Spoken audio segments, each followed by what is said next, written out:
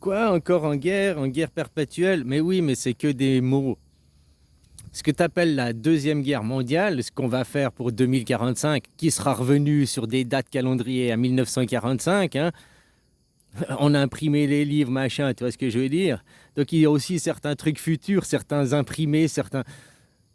Pas forcément des résultats sportifs, parce que ça, ce sera sur le moment réel, mais d'autres choses, d'autres idéologiques. On sait chronologiquement, si on refait un mur, une séparation, on sait que fin des années 90, il y aura de nouveau... Hein, on racontera la même histoire, quoi. Mais eux, à quel moment ils comprendront, quoi? Hein? La Première Guerre mondiale, c'est la fin de la guerre. C'est la découverte du mensonge. Donc c'est l'arrêt des hostilités. Il va avoir 20 ans, quand on est Macaron, il a dit nous sommes en guerre en 2020. Alors oui, il y a une guerre idéologique que l'on voit à la télé, blablabli, blablabla. Mais en réalité, la guerre, elle a été faite avant. Et puis quand en 2020, nous sommes en guerre, sur le point de vue des gens de l'ombre, on va dire, la guerre, elle était terminée là, sur ce point de vue-là. Ils étaient déjà d'accord sur leur désaccord. Par contre, ceux qui ont été d'accord sur leur désaccord, hein, les gens de l'ombre, là, en arrière-plan, maintenant, bah, c'est ce qu'on voit, quoi. Qui amène à des révélations, qui amène à des changements dans la politique, qui amène à des changements de position sur l'échiquier, qui amène à des changements dans la compréhension aussi dans la tête des gens. Hein. Il y a plein de gens qui ont de l'ouverture d'esprit et qui s'ouvrent, puis il y a des gens qui se renferment, qui deviennent racistes, qui veulent... Hein. Donc tu vois, chacun commence à se démasquer et devenir de plus en plus authentique. Et quand on va commencer la Deuxième Guerre mondiale, nous on nous dit la Deuxième Guerre mondiale, elle est finie en 1945. Non, elle a débuté en 1945 ou 47, 48, les accords d'Israël, quoi. C'est le début. Les accords d'Israël, on peut voir, c'est la règle du jeu, quoi. C'est le début de la partie.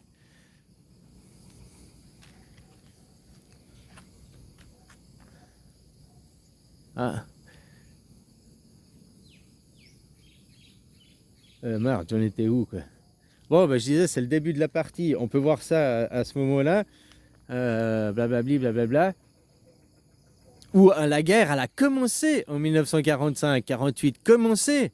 Puis c'était une guerre idéologique que moi je suis né en 1977. Je suis né en pleine guerre. Toi, t'es né en France, je sais pas, aux années 80. T'es né en pleine guerre. Comme je dis, les premières générations, les boomers, nous encore jusqu'en 1980, par là autour, les gens, ils étaient encore formés autonomes, fermés du monde, coupés du monde, fermés en autonomie. Tu prends un boomer, mes parents, ils sont encore plus autonomes que moi, quoi. Avec un bout de bois, une ficelle, un couteau suisse, il construit une tente, il fait un barbecue, il fait tout, quoi. Moi, j'arrive à faire, mais déjà moins que eux, quoi. Et puis si je regarde la génération maintenant, la génération Z, même avec son téléphone, avec tout le matériel de camping, puis la notice d'emploi, bah ça tente, c'est pour la monter, quoi. J'exagère, je caricature. Hein. Il y a bien sûr qu'il y a des gens qui arrivent très des merdes. Hein.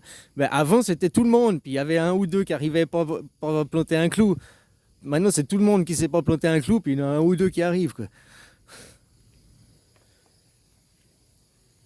Puis justement, ça a commencé le début de la guerre en 1945, guerre idéologique. Puis maintenant, c'est la fin de la Première Guerre mondiale ou Troisième Guerre mondiale. La Première Guerre mondiale du XXIe siècle, ça va être la fin de la guerre. C'est la fin de la Deuxième Guerre mondiale en réalité. C'est la fin de la guerre idéologique. Où là, pendant 20, 25 ans, c'est là où c'est le paradoxe. Maintenant, on avait la liberté, on pouvait tout faire. Bah allez, pourquoi tu pouvais voyager, répandre les idéologies? Parce qu'on était en guerre. Après, on va se refermer parce qu'on est en paix. Ça n'empêchera pas les gens de voyager, t'inquiète pas, ça n'empêche pas les gens de ci, de ça, quoi. Mais que tu es en guerre, tu dois aller sur le champ de bataille, tu n'es pas à la maison. Tu peux pas te reposer. Tu dis que la guerre est finie, tu fais quoi? Tu rentres à la maison. Et tu restes à la maison, tu te reposes, tu fais la fête avec les copains. Pendant ce temps, vu qu'il y a la mondialisation, on peut faire des votations hein, pour quelle est la prochaine guerre mondiale que l'on va créer, quel est le prochain mensonge qu'on va créer.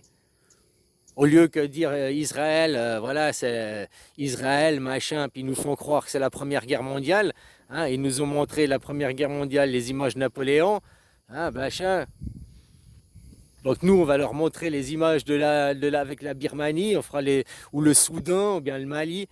Ouais, tu sais, il y a des conflits comme en Ukraine, en Israël, c'est 24 heures sur 24, t'as des images, faut les montrer, parce que c'est sûrement des fausses images, quoi.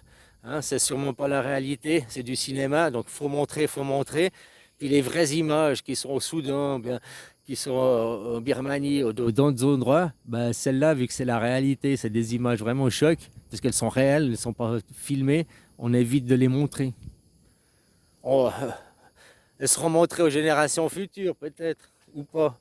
On les tournera en vidéo, on refera des tournages vidéo pour pas montrer les vraies images. C'est aussi un respect des morts, hein. Chacun a le droit à son image, même à mort. Voilà quoi. Ils ont le droit à reposer en paix. Et puis pas que leur image ne soit pas immortalisée. Ah, de ton vivant, tu veux immortaliser ton ego, t'as le droit, tu veux être acteur. Mais le mort, il est plus là pour signer une décharge d'autorisation. Donc par défaut, on le respecte.